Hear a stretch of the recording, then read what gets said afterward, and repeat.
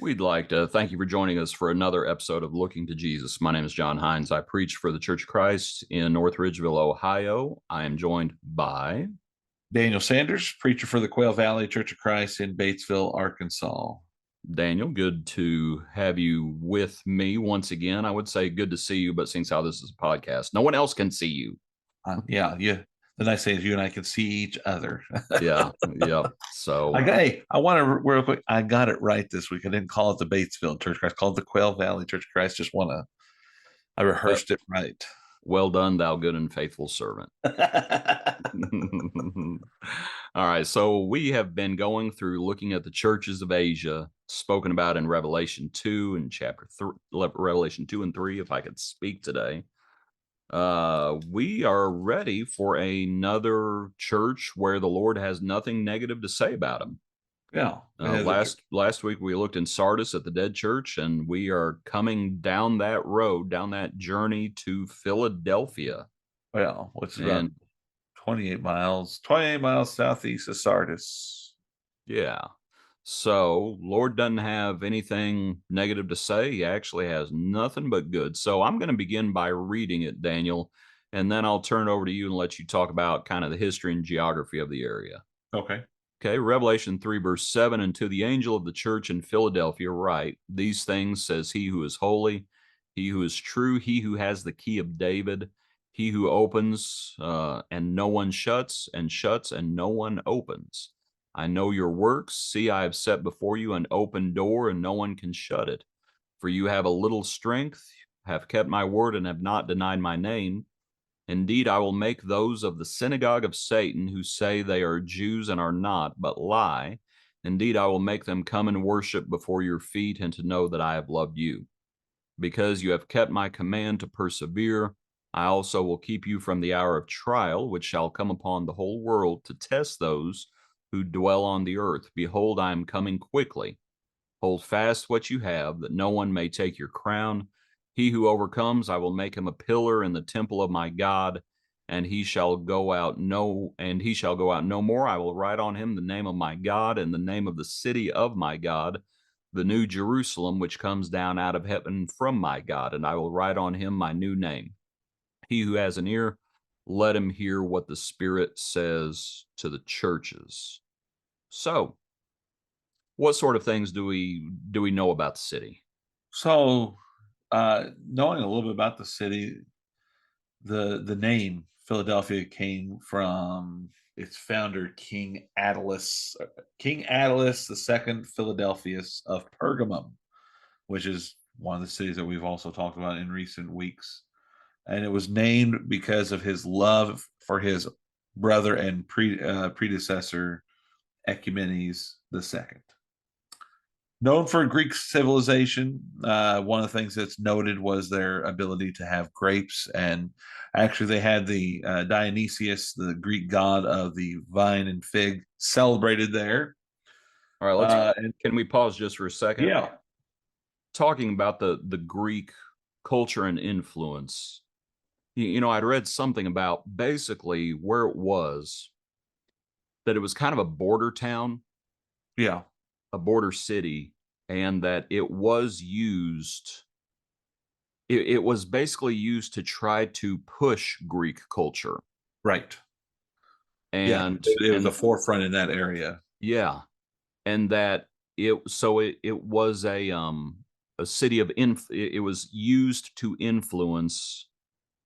And so some of the commentators make the point it was going to be used that way again, Yeah, that I set before you an open door, right. and that perhaps in thinking about that concept of how they had influenced others for the advancement of Greek culture, that if they would hold fast, that it would help spread the gospel. Yeah, yeah, Um, absolutely. so anyway, just that idea of they had some influence. One a big city, one a prosperous city, but it was used. It was an influential city. It So was. on to the vineyards. Yeah, known for their vineyards, celebrated for those things. Again, they had Dionysius as the recognized Greek god there. The Greek of the vine and wine is what is described there. But then uh, in AD 17, I think is what they were calling, somewhere around there, that they had a major earthquake that really Right. rattled the city, and then they had to do a lot of rebuilding. And actually, there was multiple name changes within that city when Caesar kind of took over. He tried to rename the city Neo Caesarea, or the new Caesar, in honor of him. Then there was Vespasian and also Flavia, all within these few years, even prior to the church having that letter written to them. But none of them stuck. It was always Philadelphia. It was always known as Philadelphia. Kind And, of just reminds me of, when we go to a place we've known it for a long time, then all of a sudden the name of this town changes or something changed about it. It's like, no, we don't know it by that name, and nobody knew it by any of those other names would recognize it. yeah, it reverted back to the original name. Yeah, Um, is that everything you had on the geography and history? that's everything. Just short little background of everything. Well, I kind of wanted to think about some of those things in detail because I think it helps because we keep making the point with each one of these letters that It's personal. there are things that Jesus says that would have been very meaningful for the people. Yeah, And so you talked about the earthquake that happened in 17 AD.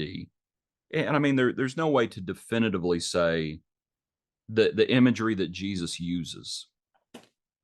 For example, the name change. And it's like, here you are, you're in Batesville.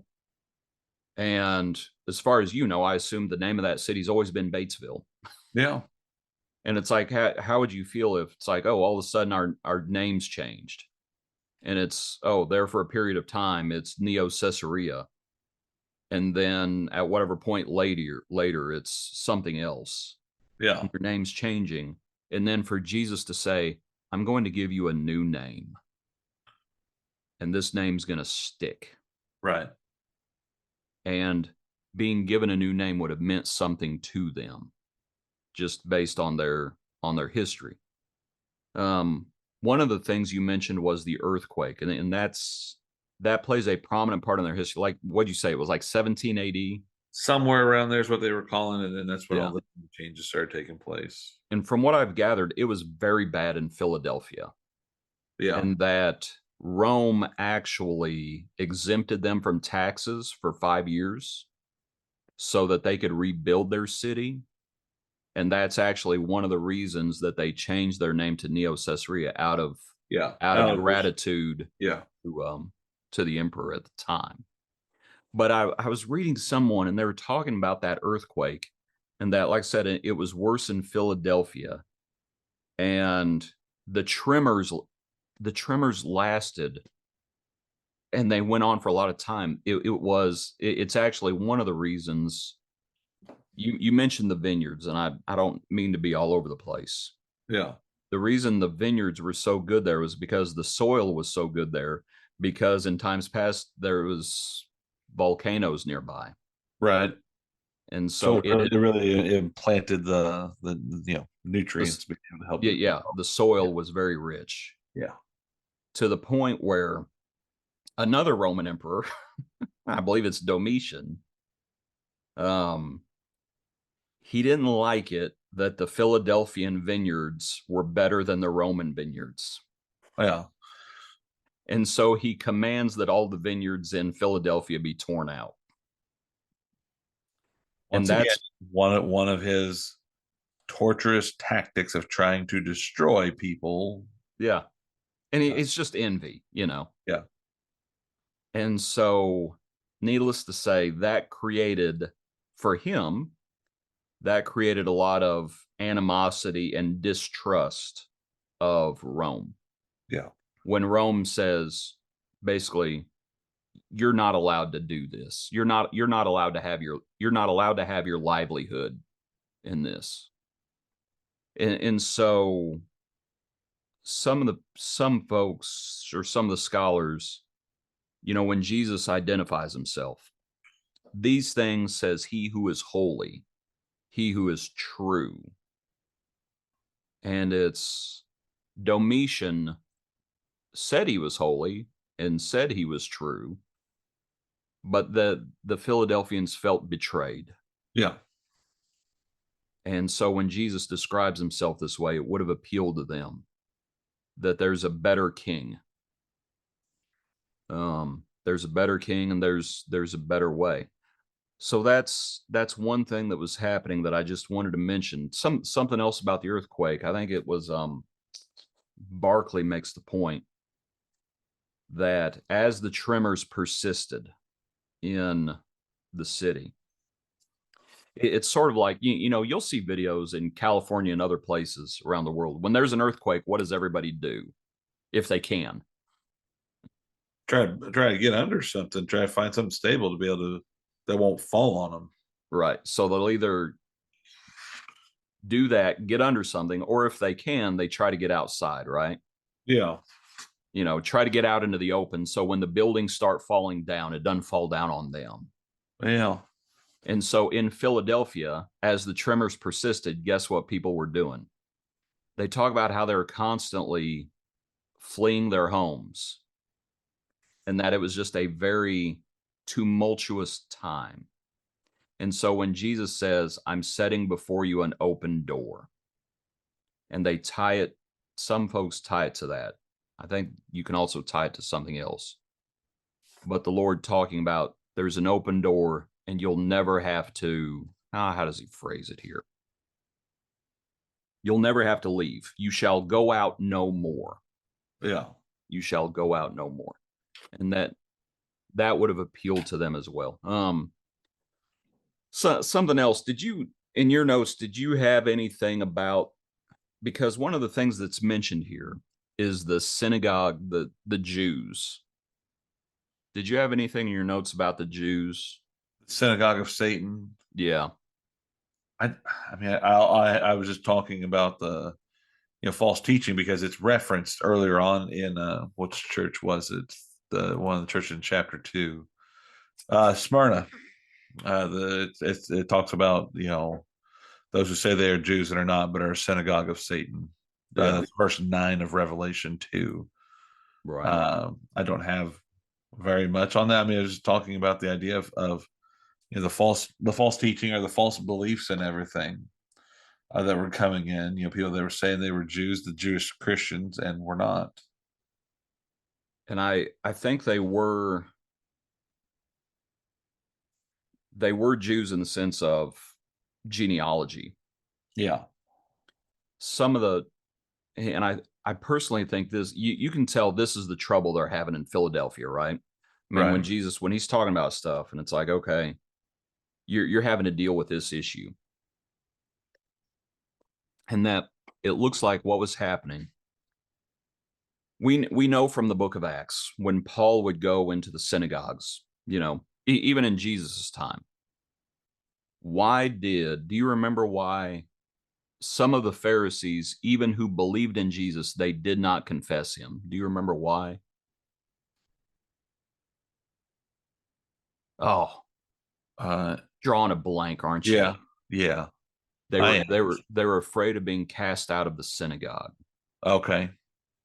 And there was a time in the first century in some places where you can tell Jews and Christians, Jews who held to the Old Testament and Jewish Christians, they would be in the synagogue together in some places. For example, do you remember when I believe, where's the account of Apollos, Daniel? Acts chapter 18. Acts chapter 18. Let me flip over there real quick. Where Apollos is there preaching. That's with Aquila and Priscilla. So that's Acts 18, verse 26. Apollos began to speak boldly in the synagogue. And when Aquila and Priscilla heard him, they took him aside and explained to him the way of God more accurately. So that shows Priscilla and Aquila, they were Jews, but they were Christians. Yeah. And so then you have Jews who are not Christians, and they're in the same synagogue. They're in the synagogue together. And in some places, that's what happened, and it was fine. But it's like as you keep preaching Jesus, and as you start preaching, it's like the old covenant's actually been nailed to the cross. And you start talking about circumcision, and you start talking about the Sabbath, and you start talking about the resurrection. And if anyone is a Sadducee, that's a big problem. And you start having the exclusiveness of Jesus. And so some folks, some of the Jews really didn't like that. Yeah. And that's why the Pharisees were so afraid they would be cast out of the synagogue. And it looks like in Philadelphia, that's what was happening. That those Christians who were Jewish were being cast out of the synagogue, and they were not being allowed in. That those who said they were Jews, to use that language, let me get back over there. The synagogue, what's it called? The synagogue of Satan. Yes, synagogue of Satan. And they thought they were God's people, right? And it's like, they're actually doing the devil's bidding. I will make those of the synagogue of Satan who say they are Jews and are not. And in my notes, I put a reference to, it's in Romans 9 verse 6, where it says, not all Israel is of Israel. And just making the point. It's like, no, the true Israel are those who are of the faith of Abraham. But you have folks, it looks like in Philadelphia, one of the points people make is that the synagogue was taking a view that Christians were not allowed. Yeah. Even if you're a Jew, nope, you're stricken. You're going to be ostracized. You're not going to be allowed in. And so when Jesus says, I'm setting before you an open door that no one can close, that there's a reference to that. Okay. Because the Jews who did not believe in Jesus had shut the door. Oh, Daniel, I didn't want to be all over the place, but I always find myself all over the place. Okay. Is that all right? It's all right. It's all right. So one of the ways that would have affected them is, I believe, in Domitian's time, at some point in the first century with Rome, you know, Rome's distrust of Jews and Christians, it's not like it was static. There was different levels of it throughout time, throughout that first century even. So there was a point in time where Rome had exempted Jews from emperor worship. And that if you were an official Jew, you did not have to bow down. You did not have to, you could still believe in God. Yeah. Okay. And that's why Rome, they're fine when we read about Jesus and it's like, okay, you guys want to bow down to the Jewish God? It's like, that's fine. They don't care at that point. They were exempted from worshiping Caesar. But once someone was kicked out of the synagogue and they were stricken from the synagogue's registry, they were no longer exempted from emperor worship. So if you're a Christian in Philadelphia and the synagogue withdraws itself from you and you're kicked out and you're not allowed in and your name is stricken from the synagogue's registry, guess what Rome expects you to do now? Bow the knee to Caesar. Bow the knee to Caesar. So it's a big deal. All of that's to say this, to look at the imagery that Jesus uses. I set before you an open door that no one will close. That meant something. Yeah. I'm going to give you a name that no one's going to be able to strike off. That meant something. When he says, I have the key of David, and it's like, that ruler of the synagogue, they don't have the key of David. Yeah. That was showing up a sense of power, authority. Yeah. Way higher than them. It goes with what right. Jesus says, or what God says about Jesus in Matthew 28. Jesus has been given all authority, all power Right. in heaven and on earth. So again, that sense of power, the ability to be able to open the door, to be able to have the keys meant you were of some prominence in some sort of way. And not only is it the key, it's the key of David. That Right. was the Jews holding that in high regard of King David. Yep, absolutely. So let's just go through it. It's a fairly straightforward passage. Now that we've looked at the history and geography, it really is fairly straightforward. And they're doing what they can. Yeah. It's like that's what it is. So he who is holy, these things says he who is holy, he who is true. The one who has the keys of David, he who opens and no one shuts, and shuts and no one opens. I don't know about you. That kind of reminds me of, what does Jesus say to the disciples? Whatever you loose will be loosed. Whatever you bind will be bound. Yes. And isn't it the New American Standard? It's not like the apostles had the right to change to make the rules. Yes. It was all under the authority of Christ. It was all to Yeah, be able to in harmony right. with Christ. And that's where we see some of the different denominations come about where they break off and try to put Peter or others, especially when we talk about Peter being Yeah, the Pope, so to speak. And right. it wasn't. Peter's title was he was an elder. He was an apostle, but then he was an elder, an overseer of the church, looking over the things, having Christ be the head of the church, who has the keys, the true keys of everything. They were there to be able to open the doors, to be able to open and welcome all people in. One of Yep. those points of reference about having the keys. If you look back, you were doing the study, kind of the introduction there into the Revelation 1:18. Jesus says, "I am he who lives and was dead, and behold, I am alive forevermore. Amen. And I have the keys of Hades and of death." Right. You think about that. We're talking about a realm, a non-physical realm that Jesus says, "I have the keys to that." Again, showing this prominence, showing this power, showing the ability to be able to open all things and be able to keep those doors open as we look at this here with this church in Philadelphia. And I mean, that's the nature of the kingdom. And the synagogue could close those physical doors all they wanted to. Yeah, Like the synagogue's not the kingdom. that's right.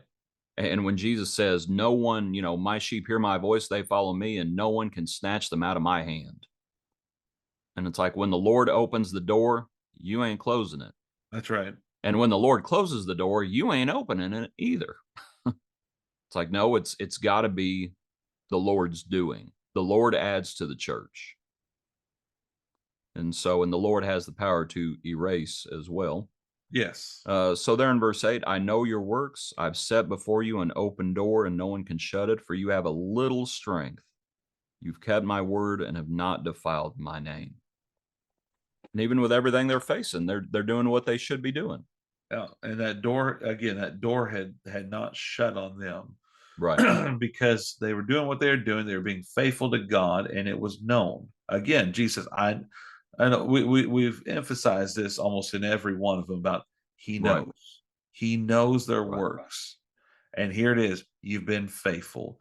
You have a little strength. You've been worn down with all the different things that you're facing, all the different trivial things, whether it was physical or whether it was coming from another man or kingdom. They have still shown resilience and perseverance through all Right. the different things so far, and have been faithful to God and not denied his name. And here it is. Nobody's going. I have a door open to you, open to the kingdom. It will never be shut on you as long as you remain faithful. I hope I'm not speaking out of turn when we record these podcasts. And usually we visit for an hour or 2 or 3 beforehand and just catch up on what's happening. We just catch up on what's happening at each other's respective places. And, just catching up, what'd you preach on? What are you going to preach? And use each other as therapists, frankly. That's true. And all that's to say this, the Lord knows our works. Yes.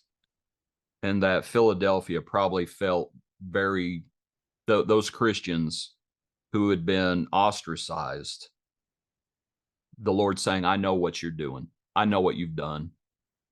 And He yeah, knows what they're going through. yep, other people may not be recognizing you and other people may be mistreating you, but I know what you're doing. I know what you've done, and I'm with you.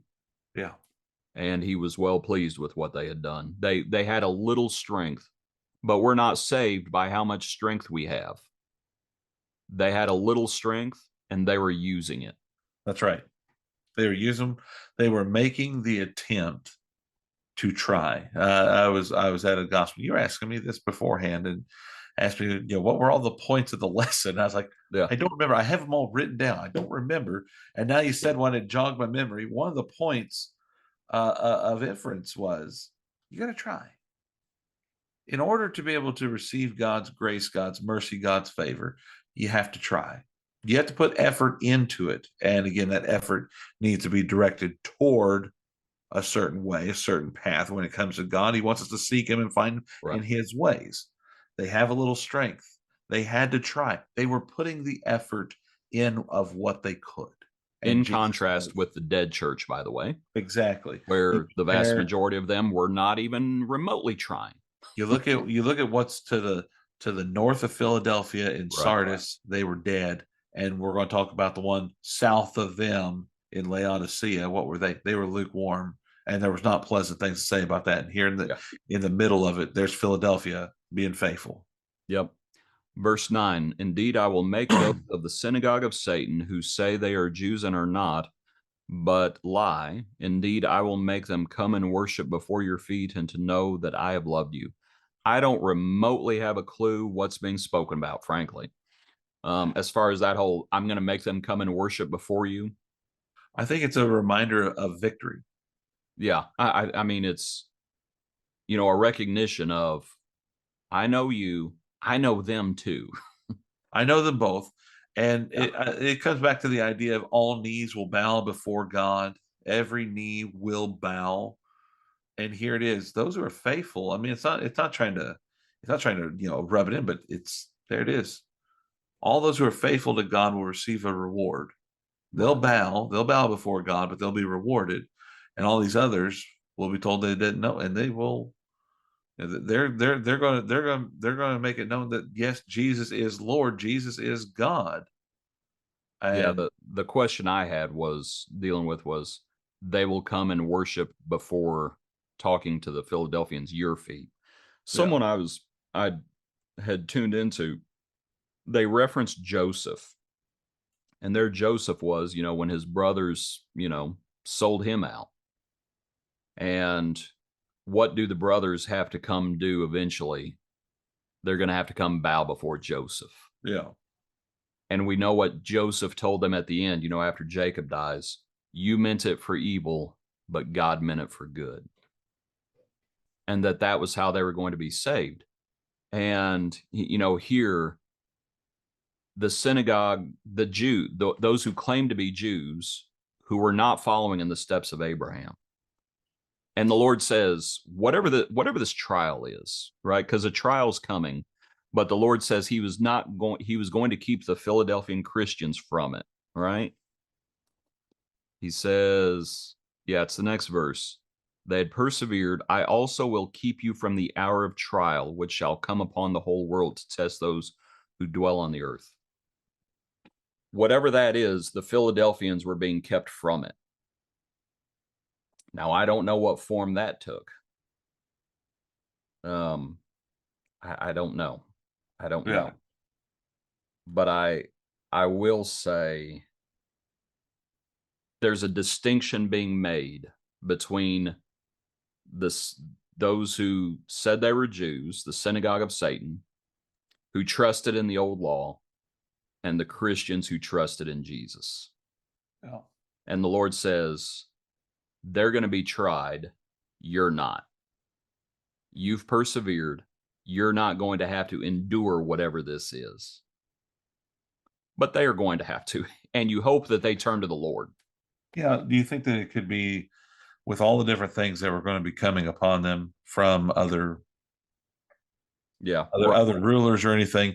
Yeah. This worship of their feet may have been that humble appeal, trying to seek some sort of assistance in Well, I think some sort of support in some sort of way.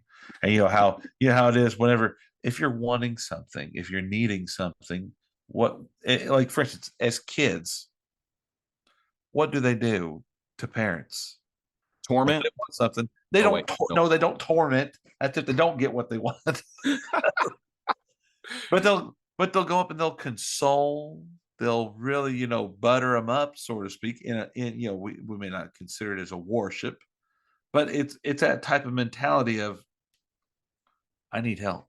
Hey, What you're what gonna be what parable is that of? Is it the unjust steward who, when he finds himself cast out, and he goes to all the debtors, and he basically ingratiates himself to them, and these the Jews who are holding to the old law, and I have to keep making that distinction. yeah, When they see the favor that the Christians have, at some point you're going to be like, maybe we should have been nicer to them. right, Maybe we're in the wrong, and maybe the Lord's with them, and maybe we should join them. I yeah, don't know exactly what's going on here, but we know the persecution from Rome's going to get worse. yes. And the Trajan, Domitian, yeah, are and just the Lord, it's like it's the Lord who says, in my notes I referenced Job. It's the Lord who says, you can go this far concerning persecution when he talks to the devil. You can go yeah, this far and no further. And what he tells the Philadelphians is, I'm not going to let this affect you. yeah, It's going to affect everybody else. And then they're going to come to you. And then we'll see what happens.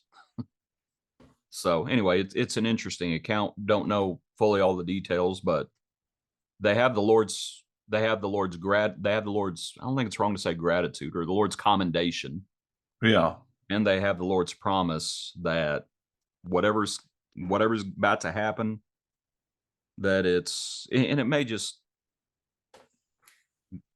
I don't, is there a possibility it's just talking about Judgment Day? Maybe, perhaps. I yeah, don't, but I don't know about the business though with they will come worship before you. yeah. That I don't know about. Verse 11, I'm coming quickly. Um, Coming quickly, hold fast to what you have, that no one may take your crown. They could still lose what they had, right? That's right. So they had been faithful, but they couldn't rest on their laurels, to use another Roman idea, that They never, they had to hold on. they had to hold on, and then we see reference of the crown. There's the prize at the end, and we see that reference several times, not only here, but Paul makes reference of it in 2 Timothy 4, where he's looking to fight the good fight of faith. Right. He's basically doing exactly what the Church of Philadelphia is told to do here. Hold fast with what you have. I have fought the fight. I have finished the race. I've kept the faith. Finally, there's laid up for me the crown of righteousness. The Lord, the righteous, will give me on that day. Right. So again, there's just, don't know when Christ is coming, don't know what's going to happen, but hold fast of what you have. Keep the faith. That's what we're looking at. The Right. perseverance. It's a continuation of verse 10. Because you've kept my command to persevere. Persevere. Have perseverance, that no one may take your. There's no other entity, there's no other person that can take that crown from us, that crown that God is offering. There's no Right. principality, there's no power. I was using Romans 8:31 through 38 or 39 about, there's no authority figure, there's no other person, there's no type of situation. I mean, you could talk about what they're going through, whether it's that earthquake, whether it's the Roman emperors, whoever it may be, all the Whether different it's the things that are happening. earthquake, the emperors, or the Jews, Yeah, or the Jews. whatever. None of those things can take away the crown from you. The only one that can take the crown from you is if you lack perseverance. Ourself, we're the only one that can be able to cause that cause us not to have the crown, our own crown. I can't cause you, I can try to create stumbling blocks, but it's based Right. on your own desire of not persevering as to why you wouldn't receive the crown. Yeah. Uh, so it's a lifelong commitment, and that's what Jesus is continuing to encourage and embolden, give them the confidence to continue after all of these different things. You know, Daniel, we've made this point before. When people say, well, no church is perfect. Yeah, And it's all I know is what we read. The Lord doesn't have anything negative to say about them. that's right. And they had issues. They had dealt with issues. Yeah, and as we look and see in some of the other churches so far, well, outside Smyrna, but maybe some of them, not all of them, some of them were causing some of these issues that you just need to rebuke them for. Yeah. You know, you look at just the previous one we talked about last week. Sardis, there's a few people that had not Right. yet defiled their garment. Some of them did. Some of them Right. didn't. Here we see this church, Smyrna, they're told just be faithful. And I bet that business about you have a little strength. It's probably a smaller congregation, Yeah, but they were faithful. they were And it's faithful. like the Lord doesn't, the Laodiceans, here they are, and they got money coming out the yin yang. Pardon that expression. They're wealthy. Jesus Yeah, doesn't care. yeah, Other cities, oh, they had a reputation. Jesus right, doesn't. He doesn't care about money. He doesn't care about a worldly reputation. What he cares about is faithfulness, and it's not about numbers, and that's Philadelphia. right. Verse 12, he who overcomes, I will make him a pillar in the temple of my God. He shall go out no more. I will write on him the name of my God and the name of the city of my God, the new Jerusalem, which comes down out of heaven from my God. You know, the ruins of the city, there has been very little excavation and archaeology done in Philadelphia because there's a city there. They literally just built it on the ruins. Yeah, So you look at, a building or a house that is, you know, within 100 years old, let's say. And then you look at the foundation where the earth, for whatever reason, has been scraped away, and you can see it's like it gets older and older and older. They just built on the old city, and so there's not a lot of ruins. But the ruins that are there, it looks like the ruins of the old synagogue or what usually people show.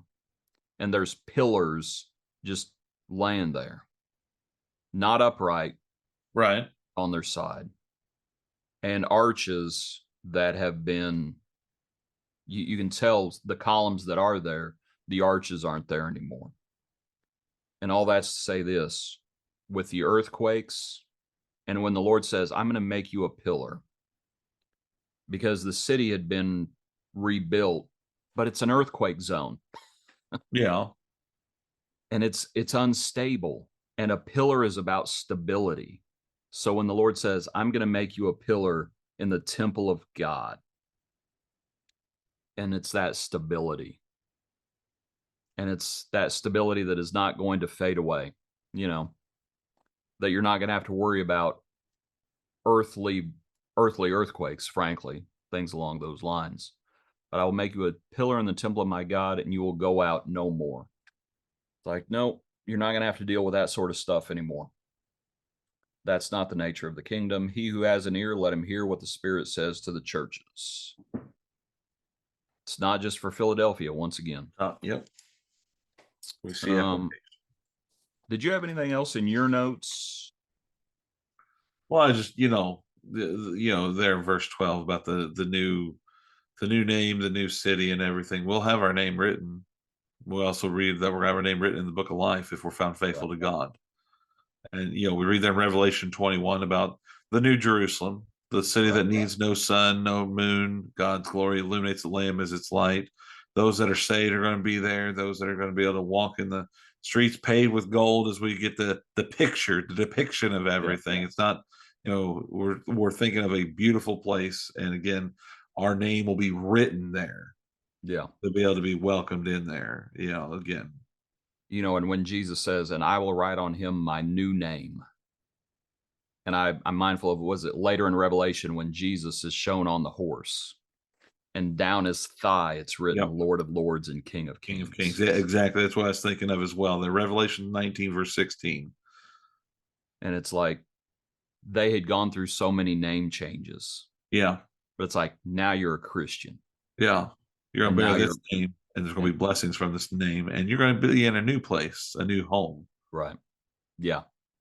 A new home. It's like they would have understood that imagery Yeah.